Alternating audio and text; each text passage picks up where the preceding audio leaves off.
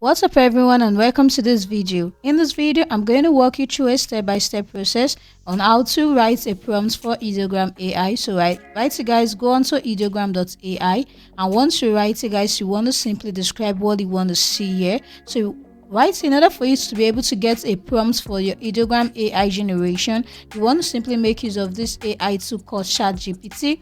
So right here guys, you want to easily just message ChatGPT to create some prompts for you. So right here guys, I'm just going to paste this right here, write images prompts for ideogram, and send this to ChatGPT, and let's see what ChatGPT can do for us right here. As you can see, that I've been able to create a lot of prompts right here that we can actually make use of. So right here, I'm just going to copy this right here, copy, and go on to ideogram, and I want to simply paste in that prompt and tap on generate. So let's see what ideogram can do with this prompt that ChatGPT has been able to create for us right here.